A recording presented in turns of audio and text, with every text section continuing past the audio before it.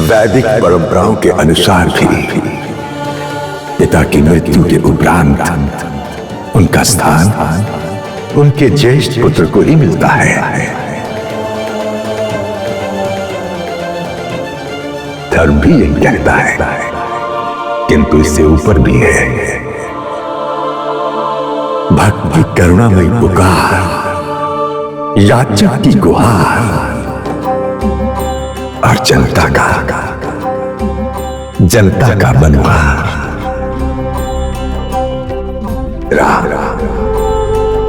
जनता आपसे मनोहार कर रही है।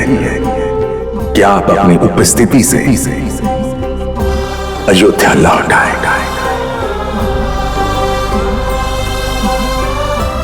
अयोध्या को पुनः गौरवशाली बना दें। भरत जैसा याचक ही नहीं, तीनों माताएं, आपके भ्राता, आपकी प्रजा झोली फैलाकर आपसे गुहार कर रहे हैं। क्या अयोध्या लौट आइए? अयोध्या के राज सिंहासन पर आसीन हो जाइए। भक्ति की पराकाष्ठा में डूबे भरत के ये सजल नेत्र आपसे यही पुकार कर रहे हैं ना कि ये झोली भर दो, इनकी आशा पूर्ण कर दो। भरत, आपके भैया राम क्षमाशील हैं, दया के सागर हैं। अतः आपके मन में जो भी हो, निसंकोच अपना हृदय खोल कर इनको दिखा दो। बोलो भरत।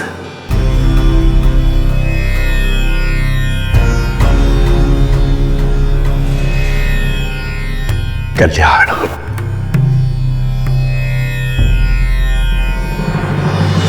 ये पापी भरत, जिसके कारण रघुकुल का विघटन हो गया, मेरे धर्मात्मा पिताश्री महाराज दशरथ, उनको प्राण त्यागने पड़े। अपने आदर्श,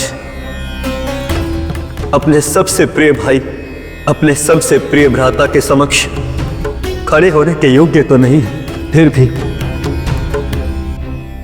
अपने राम भैया के सामने खड़े होकर ये कहने की दृष्टता कर रहा है कि मेरी माता ने पिताश्री महाराज दशरथ को उनके दिए हुए वचन के जाल में फंसकर राम भैया के स्थान पर मुझे राजा बनाना चाहा। ये सर्वथा अन्याय है और रघुकुल की परंपराओं के विरुद्ध है। मेरी माता ने पुत्र मोह में अंधी होकर हमारी रघुकुल की कीर्ति को कलंकित किया। मुझ भरत के जीवन विषाद के अंधकार में धकेल दिया। हे भ्राता, हे धर्ममूर्ति श्री राम, मेरे अवगुणों पर ध्यान ना देकर मेरी गुहार सुनिए। भैया, अपने कुल धर्म और रघुवंश की परंपरा के अनुसार अयोध्या के राज सिंहासन को स्वीकार कीजिए।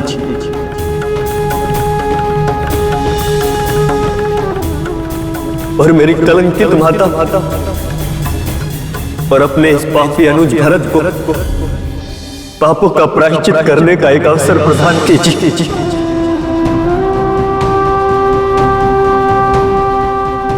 भरत, मैं ही नहीं, हम सब ये जानते हैं कि तुमने स्वयं कोई अपकृत्य नहीं किया है। जीवन मृत्यु, सुख दुख, यश अपयश, ये सब विधाता के हाथ में है। हमारे वेद शास्त्रों में कहा गया है कि प्रारब्ध को कोई नहीं मिटा सकता। भरत, कर्म फल है जो आज कल नहीं तो किसी और जन्म में भुगतना ही पड़ता है।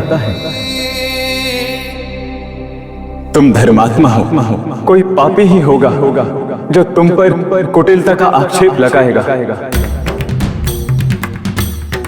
और माता कैकेयी को दोषी कहने वाला भी कोई अज्ञानी ही होगा। राम, यदि अपकृत्य हुआ है तो उसे सुकृत्य में बदलना बड़े का कर्तव्य है। भरत भी यही चाहता है पुत्र। इसके मन की वेदना देखो, तुम बड़े हो, उसकी वेदना तुम ही दूर कर सकते हो। अयोध्या की प्रजा को जैसे तुमने अपने श्रम और स्नेह से अपना बनाया है, उनकी पुकार सुनो पुत्र। ये सब भी तुम्हें राजा बनता देखना चाहते हैं।